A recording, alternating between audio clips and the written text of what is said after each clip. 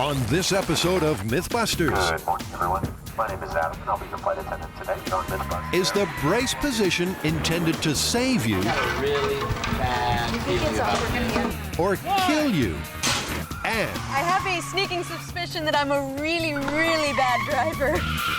is driving and chatting Could you repeat that again? just as dangerous as Officer, would you have me a beer? driving under the influence? Who are the MythBusters? Adam Savage I reject your reality and substitute my own. and Jamie Heineman. I kind of like it in here. It's private. Between them, more than 30 years special effects experience. That was intense. They don't just tell the myths, they put them to the test.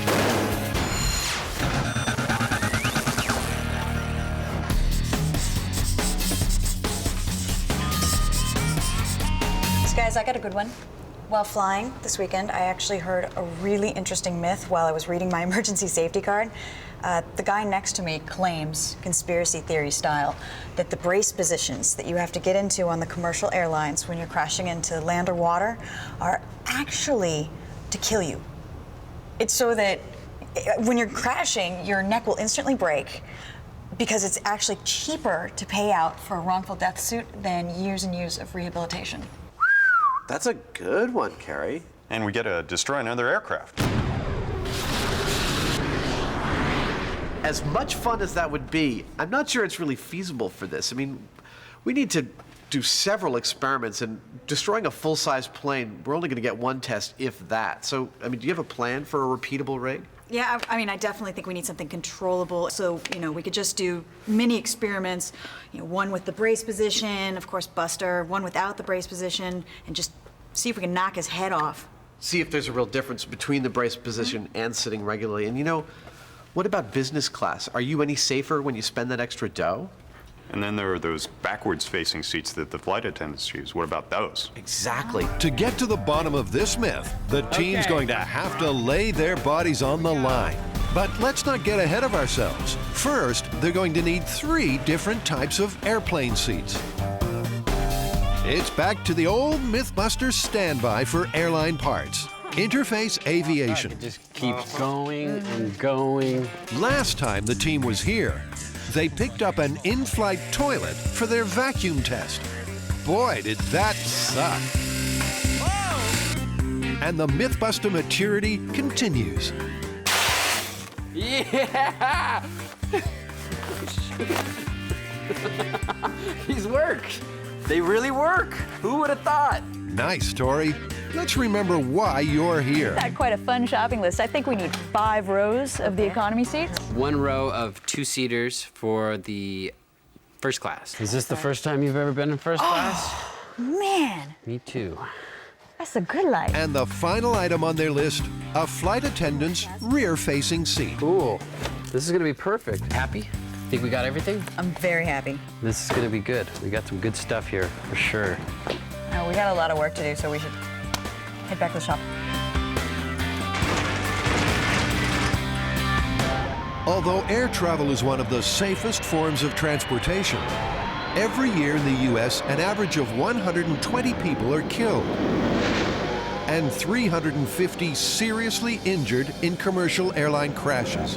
Well, right off the bat, our researchers have found that there actually is an element of truth to this story. Oh, yeah. Well, it turns out that it is, in fact, cheaper for the airlines to pay out a wrongful death settlement than it is to pay someone who's been injured over the course of their lifetime.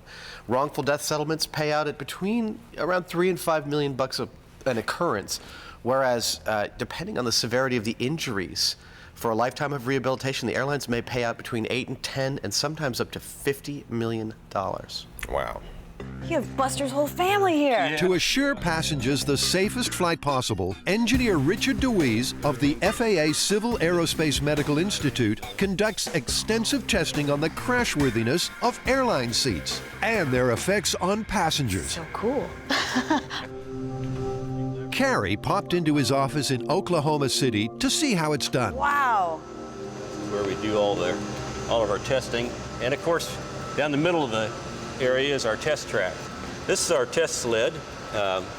Essentially, it's a a rolling platform. We hook this cable up to the front, and we can pull it back with a winch and control its speed. The further back we pull it, the faster it's going to be going when it gets here. The test scenario is a 35 feet per second velocity change at 14 Gs.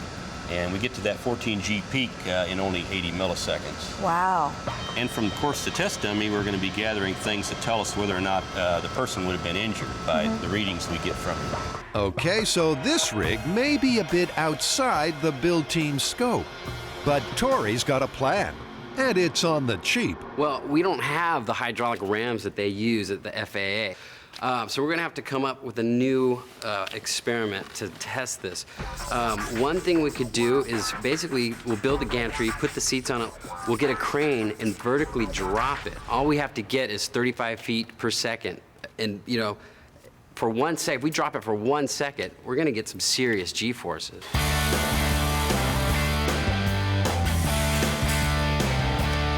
My number one concern was that this thing has got to be super strong.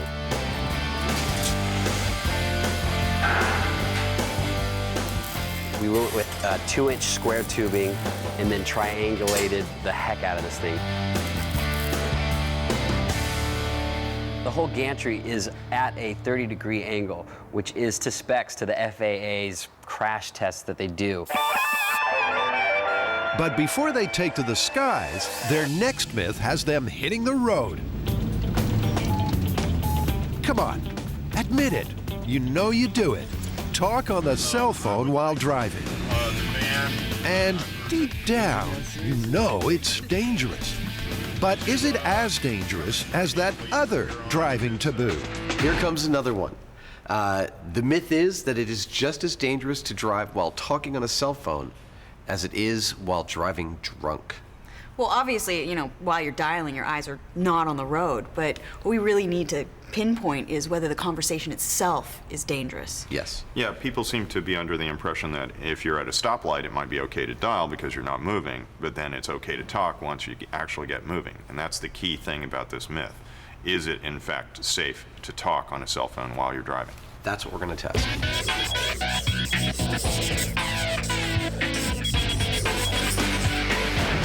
They're off to the Russell Racing School at Infineon Raceway in Napa, California. The plan we've got today is that both Carrie and I are the test subjects. We're actually going to do the Russell Racing School course here. They've got several different driving skills to test on us. First, they'll each run a control lap, sober and cell phone free, to get acquainted with the course. Then they'll navigate the course again, only this time while Jamie distracts them with a cell phone call. What? I can't hear that.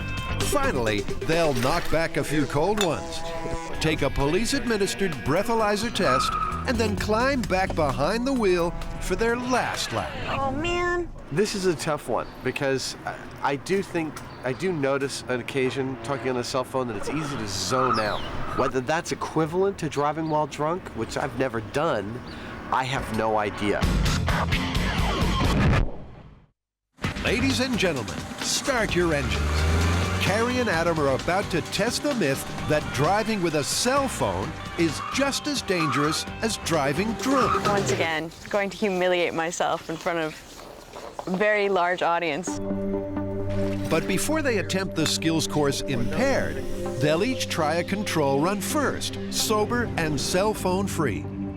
Hey, how you doing? I'm Jamie. Mark Wallachachuk. Hi, Mark. Mark Wallachachuk, chief instructor for the Russell Racing School, takes them both through the route.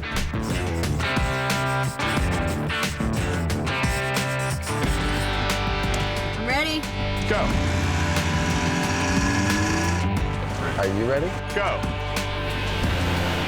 First challenge, accelerating to 30 miles per hour and stopping at the sign. If you don't get to 30, you're going to fail that part of it. If you don't stop at the stop sign, you're going to fail that part of it. Of course, nobody stops like this, do they? I don't. Apparently, neither does Adam. You can't go into the other lane. Go straight Then back. there's everybody's favorite, parallel parking. Oh, man. Just ran into a lady to get lined up in the cross. Darn. I still can't park. Or they The time trial comes next. Your job is to average 15 miles an hour through the whole course. So if you go too fast or too slow, then you're going to fail that part of it. And now the time trial. Now the time.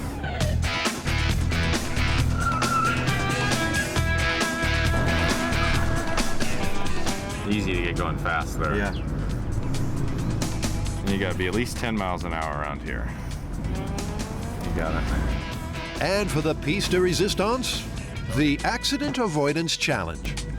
You'll drive up at, say, 30 miles an hour. I'll say left, right, or center.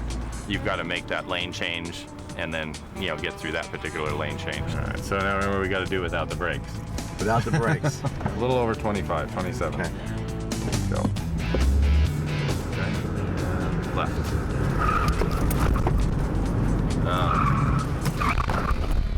Tail. We got to pull. Okay, and right. Oh, good. Oh, I made it. Kind of takes you back to those driver ed days, doesn't it?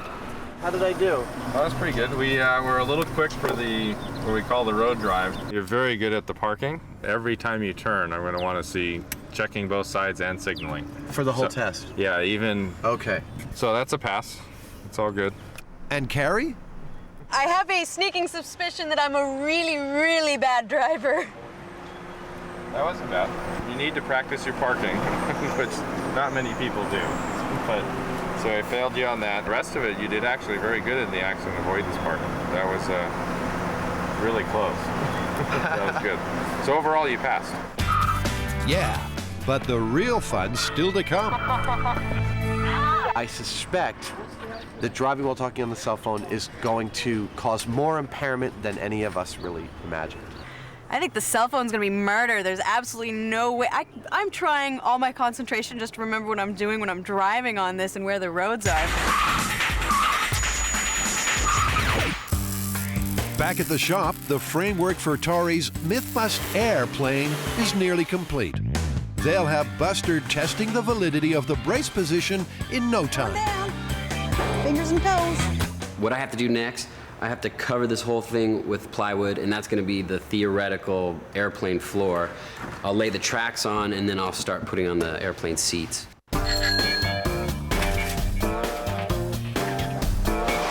Careful there, Tori. You remember what happened the last time you went stunt riding.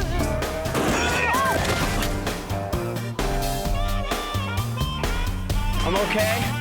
It's easy to break bones when they're real, but when it comes to Buster's bones, well, that's a bit trickier.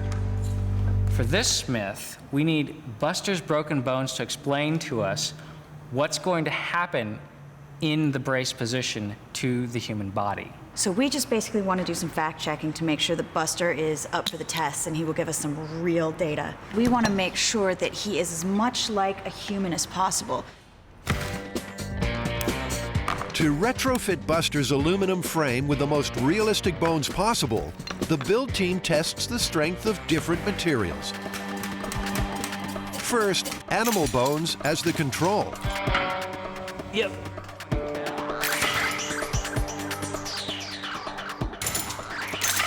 Then wood, Green fiberglass. acrylic, PVC, and carbon epoxy tubing to see which would break most like a real bone. I think you found your match, Carrie. Look at that. It's broken, but it's not shattered. It's perfect. Both carbon epoxy tubing and lamb bone broke at a 120-pound dynamic load. So this is what we're using. If this material breaks inside Buster on our crash test experiment, we can pretty much assume that a human bone would break. I know it's not perfect, but this is the closest that we're gonna get to a good calibration. Don't look so glum, Buster. You won't be crashing alone. More dummies to kill, huh? Wow. My God, it's like an embarrassment of riches. After all those times of destroying Buster, I haven't seen a clean dummy in a long time. Meet Buster's nuclear family. Wow. Look at Dad. Dad's buff. I think Dad's molded off the Heinemann model. These are what are known as simulades.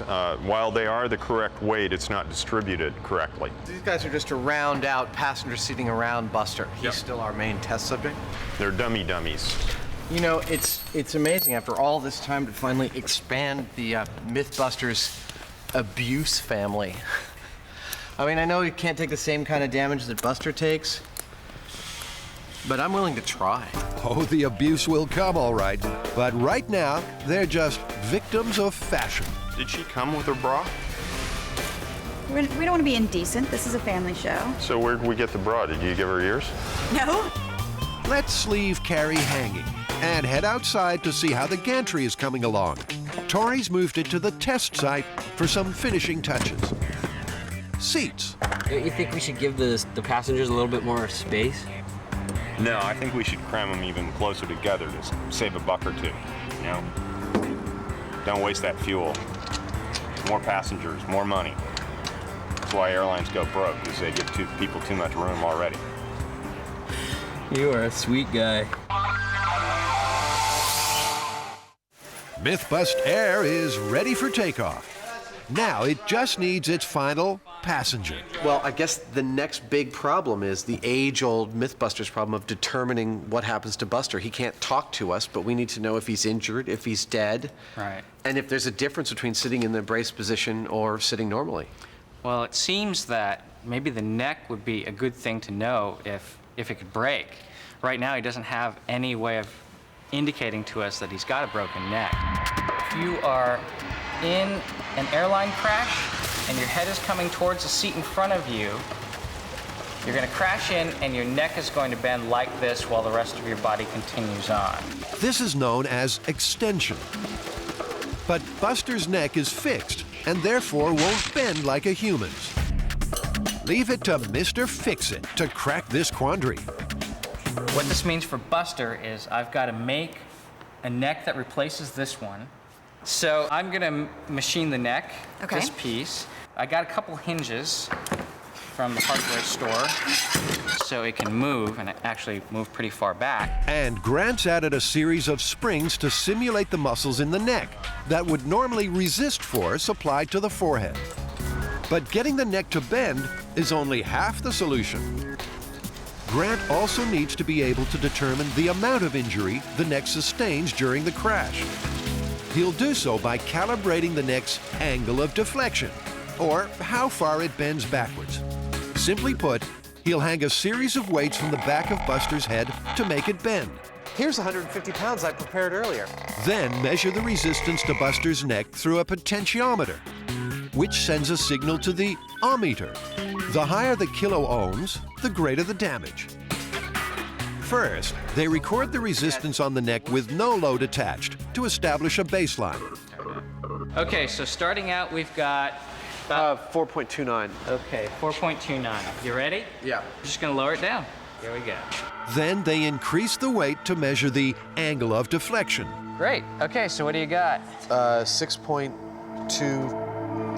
6.2K. So that is serious neck injury. That's fantastic. It's perfect MythBuster solution. I'm really pleased. Thank you, man. Thanks. Now we got to get his face back on there. Not so fast. Grant's got one more gizmo for Buster's head, an accelerometer to measure the force Buster's brain will sustain upon impact. But Grant also hopes to measure the force of impact to other parts of Buster's body. So he's covering Buster's torso with shock watch stickers. What you do is you buy this off the shelf, stick it on your package, and it'll tell you if you've exceeded the G load. So it keeps your shipping agent accountable. If the capsule inside the patch breaks and turns red, you know you've exceeded your specified G load. I've got 50, 75, and 100 Gs. Conveniently, these three sizes correspond to thresholds of human injury. 50 Gs would correspond to the threshold of injury for the entire body in a frontal impact. Meaning that anything under that, and you might possibly survive it. Yes, exactly. Okay. Without serious injury. 75 would be for a rear impact, again for the whole body, threshold of injury. And 100 corresponds to inside of the head, your brain actually bouncing around. That's all great, but how do they work? All right, so I just stick this on. That's it. My There's beer, your package. Beer can equals person. Yep. All right, Okay. okay. A little bit higher. Going, not quite 50 Gs. Going a little bit higher. I'm gonna actually chuck it. Ready? Okay. Yeah, I can see it's red from here. That's perfect. Red means you're dead.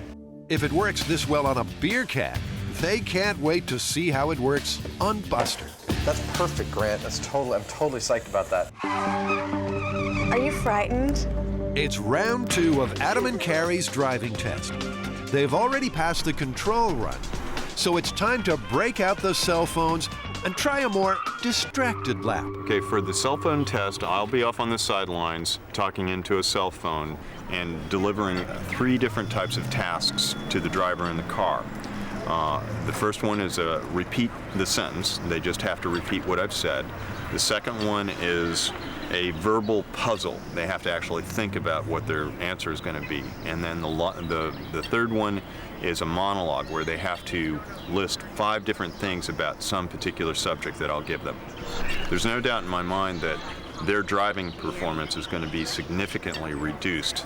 I'm a little nervous about it. I don't think I'm gonna do very well on this one. Okay, go. All right, if I say Jack stole Ann's ball, who's the thief? That would be, Jack. Jag. Okay, repeat the sentence. The driver was stopped for driving 67 miles per hour in a 20-mile-per-hour zone. The driver was stopped for driving in a 15-mile-per-hour zone. I admit it? No, you missed it. The driver was driving 67 miles per hour in a 20-mile-per-hour zone. Okay, give me 5 things that are in the interior of your car. 5 things in the interior of my car was the steering wheel, Stopwatch, the rear view mirror, the pad of paper, the seat, the seatbelt, charger, and the speedometer. Driving this course was insane trying to talk on the cell phone. You could not pay attention to both at the same time. If you see a picture with a diamond, a rectangle, and a circle, and the circle is to the right of the rectangle and directly above the diamond, is the rectangle right above the diamond? I have no idea. Rectangle. Could you repeat that again? Which girl is taller if Jane is shorter than Kim? Kim is taller. Kim is taller. Give me 5 things that are part of your daily work or activities. Kissing ass. Drilling and tapping. Doing my hair. Doing on-camera PMCs. And, yoga. Making phone calls. And, oh man, driving to work. Checking my email. And avoiding phone calls from certain people. And,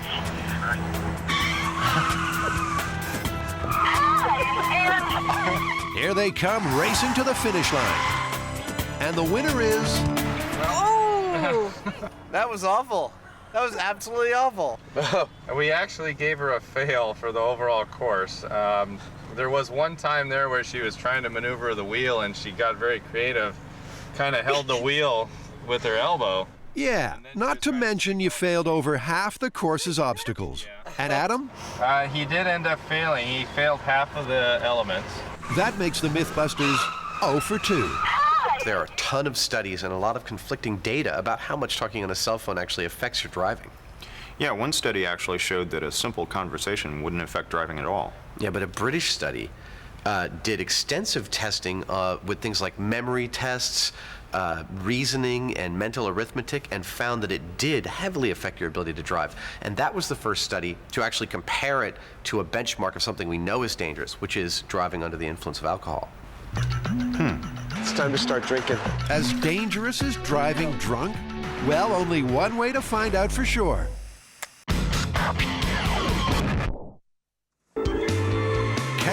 them are trying to determine if driving while on a cell phone is just as dangerous as driving drunk. They've already failed the skills course while chatting away. Now they'll try again after putting a few beers away. To feel the effects of the booze quicker, they've fasted since last night. I'm not really looking forward to a drink. I haven't eaten since I woke up. I've got a kind of hunger headache. It's a hot day out here, and I expect it's going to get me pretty toasty. But not too toasty. The catch is they need to ensure their blood alcohol ratio remains below 0.08, the legal limit for operating a motor vehicle in California, or the experiment will be called off. So they've called in a few of San Rafael's finest to administer breathalyzers 15 minutes after every beer down. Okay, start drinking now. Cheers. Cheers.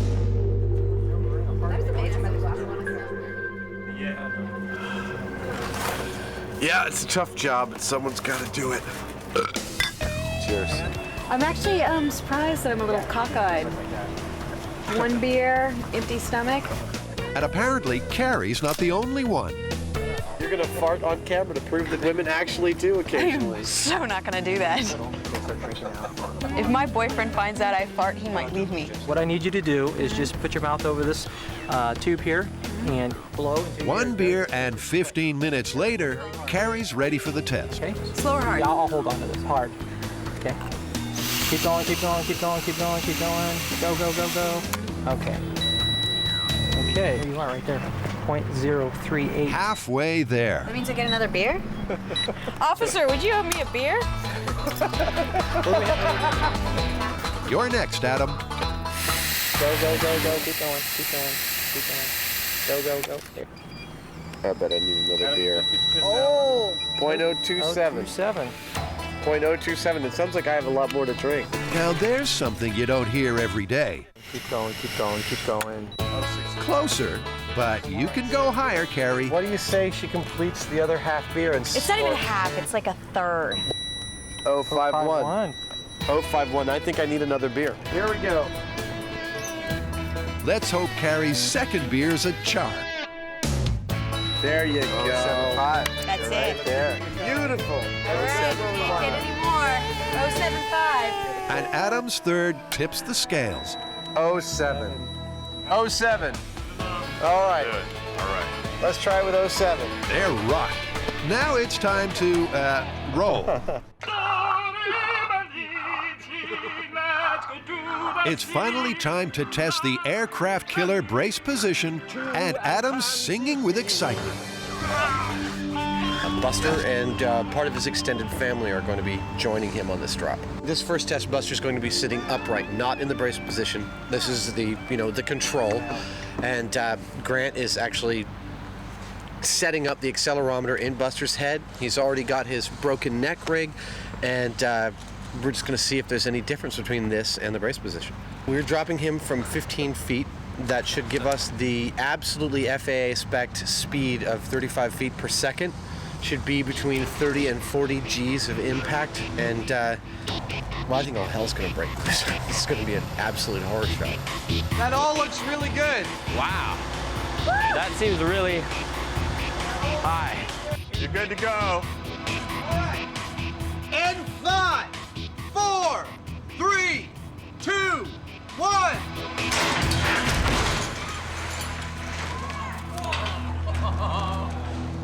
That was a perfect drop. Easy for you to say, Adam. You weren't on board. It was quite an impact. It, really kind of made the whole concrete area here shudder. That's 1,000 pounds. It's really solid. All the seats are trashed. Wow. It was well balanced, it hit hard.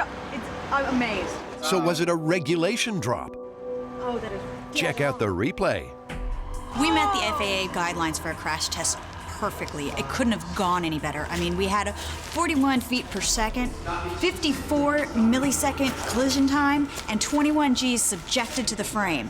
It's perfectly within the guidelines, so I'm feeling really good about this test, and I think it's extremely valid. Let's see what Buster has to tell us. Do you want to check his chest meters? I would love to. What do you got? Ooh. Not even the 50. That means Buster's body withstood less than 50 G's of force on impact, meaning his body weathered the crash. Probably the seat cushion absorbed a lot of that shock. But what about his head? What did your meter read, the accelerometer?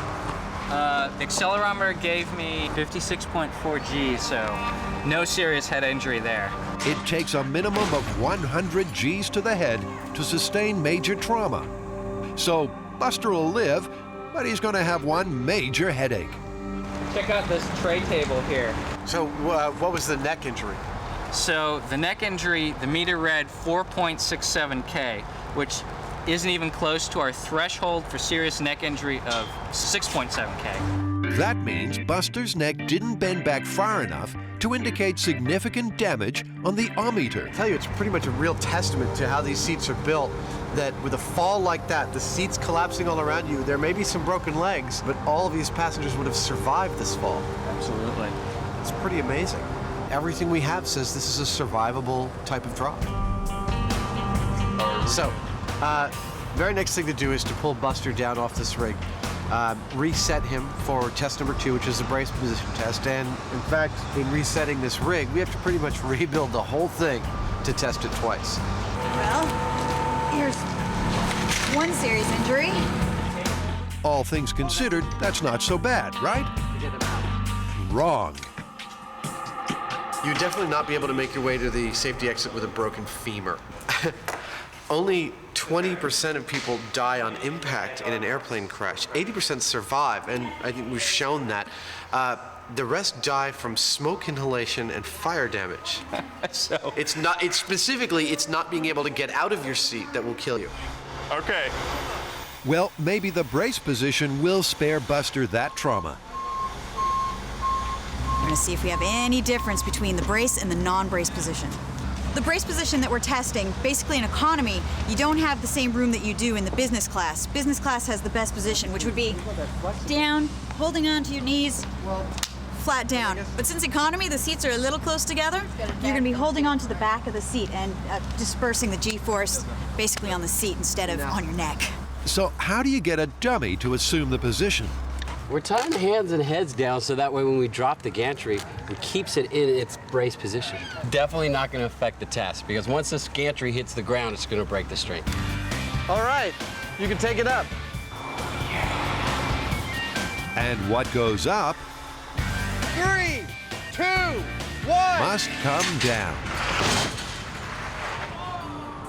Time to check Buster's gauges again. None of them tripped on his chest.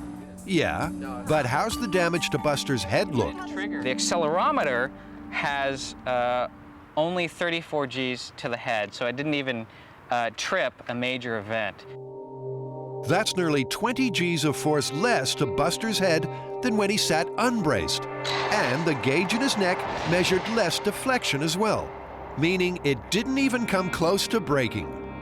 So while this looks really bad, like a huge amount of carnage, it's actually, as far as injury goes, not that bad. So, when sitting in economy, the brace position may literally save your neck. But probably not your legs. It's a pretty consistent injury, the broken femur. I mean, even if you did survive, you're stuck in these chairs. That can't be good. The damage that the chairs take is damage that's not being transferred to your body. It's like in a motorcycle accident, you want to see a crack in your motorcycle helmet because it meant it took all that force away from your head. It's the same thing here. Amazingly, this drop supports our primary thesis and all of the data we've collected so far. And that is that not only is the brace position not designed to kill you outright, but it is the safest position to get yourself into in the event of a collision or an air crash. So, busted in the cheap seats. But first class is up next. Jamie, you ready? Buster's back and ready for another brace position crash. But no more cheap seats for him. He had a few too many to drink. This time he's flying first class. Sure, wider seats and plenty of legroom makes the flight more comfortable than coach. Like in first class. But does it make it safer? You can actually get all the way down on your knees and grab your ankles. So, we want to pull his legs back. Yeah. 3, 2, 1. Watching something plummet to the ground never grows old. Wow. The seats look like they stood up better than the economy seats.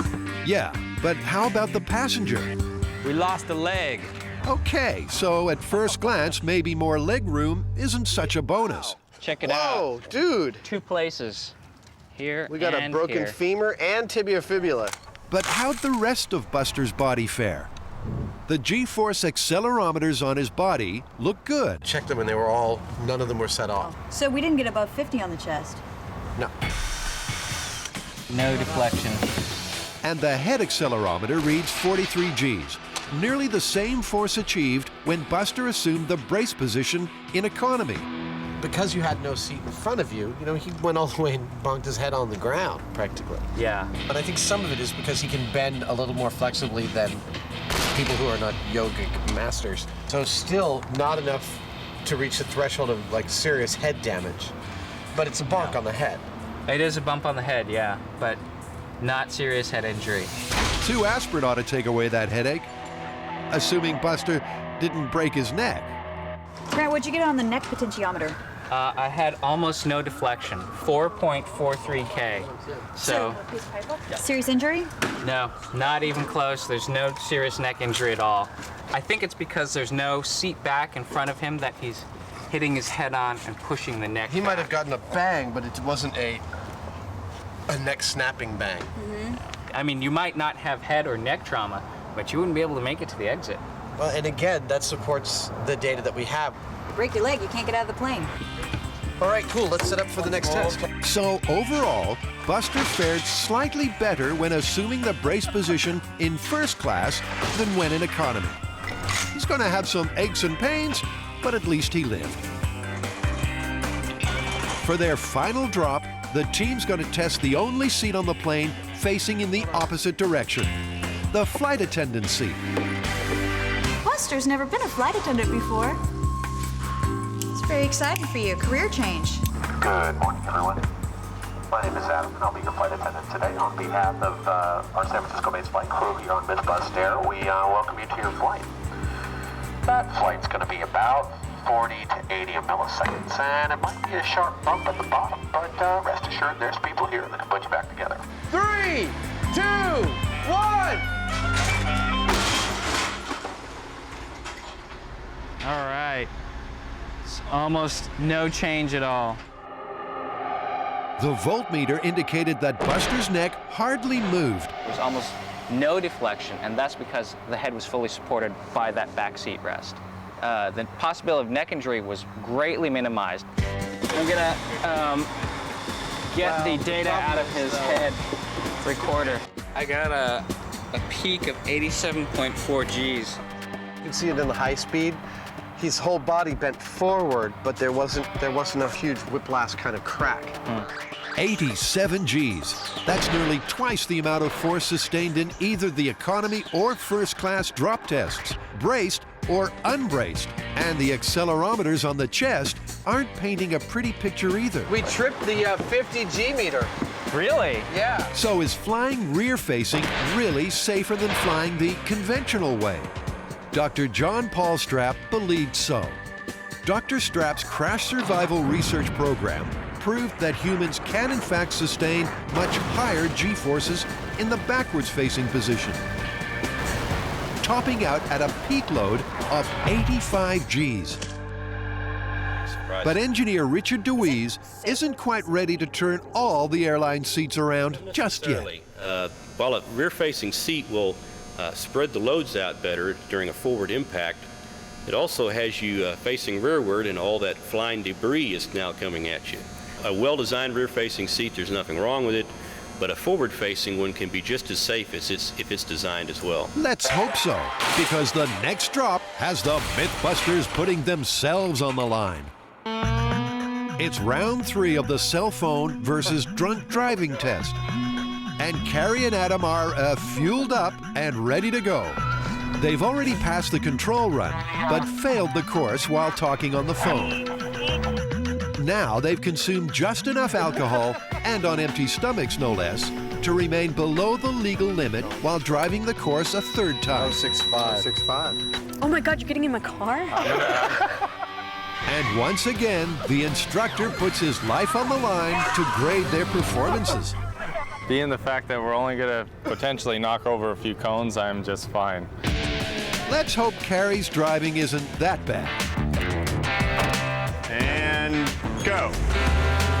First obstacle, the brake test. That's a stop sign, Carrie. Slow down. Stop! We did go past the stop sign here right off the bat by about 4 or 5 feet, so we ended up in the crosswalk. Not a promising start. And parallel parking is up next. Actually, I gave her the parking. It was one of her best efforts. It was marginally good. Here comes the road timing test. Remember, it's got to be done in 45 seconds.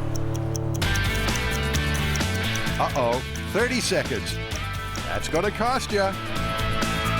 Hope you do better on the accident avoidance test.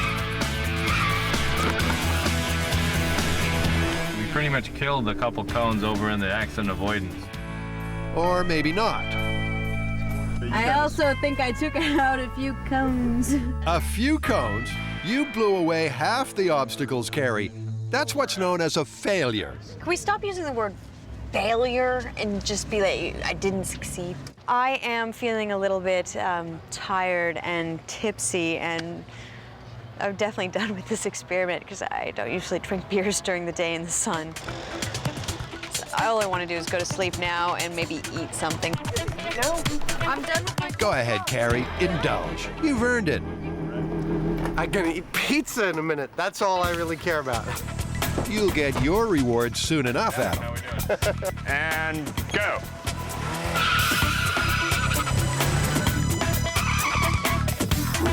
Assuming you can ever park. Well, we saw the parking, so that was a little off.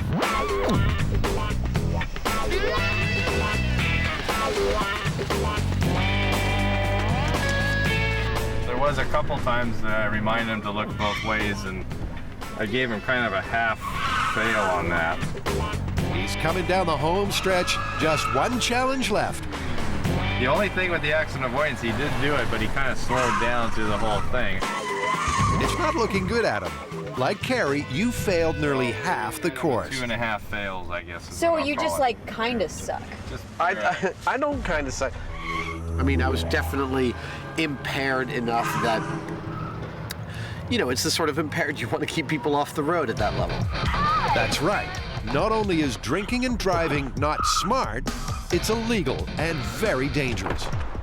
So, what's the final word? Clearly the results show that talking on the cell phone or driving is potentially as dangerous as driving drunk. I mean, we failed both the cell phone and the drunk driving tests, but we failed the cell phone test by a much bigger margin. However, all that being said, I still think that you can always put down the cell phone if something's happening that you've got to deal with. You can't exactly, so at least I can't exactly just stop being drunk.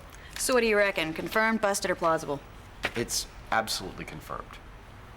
I agree, confirmed. I'm a little shocked.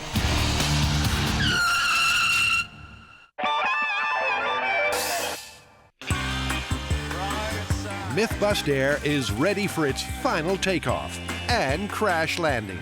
Only this time, they're testing the brace position with a different set of dummies. We're about to do the MythBusters body on the line test of what it's like to drop from a height while sitting in airline seats.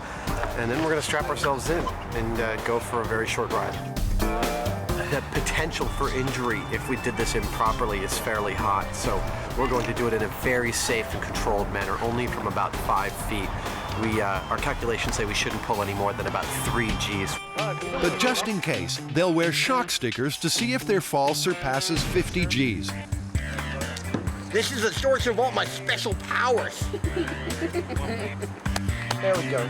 You seatbelted in? This is just... Don't tense up your arms. What's the worst thing that can happen to me? I don't know, break my neck. Buster broke 2 femurs in every single test we did, but we were dropping him from 15 feet. We're only dropping from 5, which it doesn't look that high. It does look high, but it's not. Hey. Let's raise it up. I got a really bad feeling about it. I promised my mom I wouldn't do anything dumb and unsafe again.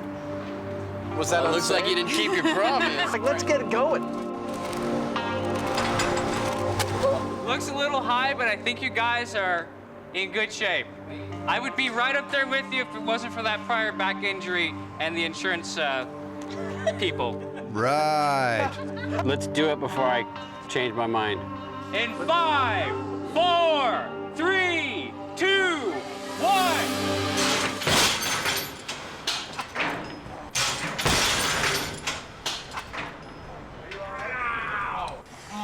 I smashed my head into the seat. That felt terrible. My head's fine. My glasses are broken. I banged my knee into the chair in front of me. Yeah. How's your knee? Yeah, it's all right. Any broken bones? Not too bad. No, but yeah, I'm good. You all right? Yeah. Okay, My the good shins news kinda is hurt. your seat absorbed a huge amount of energy. I mean, it's collapsed here. Really? So that's a good sign, because that energy would have been going into your spine. I feel like I need a drink. Yeah, a little shaky. Really? But it seemed like such a good idea at the time. Oh my God! Smacked my knee into the front of the chair. That's gonna be a bruise. Oh. Hey, but you didn't break any bones. I would like to say I'm sorry to you, Mom and Dad. I don't know. I'm a little stupid. Took the wire out of my bra. Popped the wire straight out of her brassiere. Holy moly! Can I get a close up? No, that's one close up we don't need. Given the fact that we were at a 30-degree angle, the brace position probably kept all of us from having some type of head trauma, because there's not a lot of holding yourself back with that kind of force. Even with those like 3 or 4 Gs or whatever we were pulling, we would not have been able to hold our heads back. So I'm glad we had our heads like that. The worst thing was banging into the seat in front of me, and that really made it clear why you don't want your legs, why you don't want your feet under the seat ahead of you. The brace position definitely felt good. I felt like it took all of the energy and put it into the seat instead of my neck and head. So it was like that initial punch hurt, but I mean, you know, I'd go higher. The brace for impact position is definitely the position you want to get in if you have a chance to. Our tests have shown it that it's at least 3 times safer than sitting upright and striking the seat. All right, everybody. Well, we thank you for flying MythBust Air, and on behalf of our San Francisco-based flight crew, Tori, Carrie, and Adam, we know you have a choice of airlines, and we're glad you chose us. So the myth that the brace position in an airline crash is designed to kill you, what did we get? What were the final tally of numbers, Grant? Well, what we found was in the economy class that braced is definitely safer than unbraced. And the first class is safer still than economy class.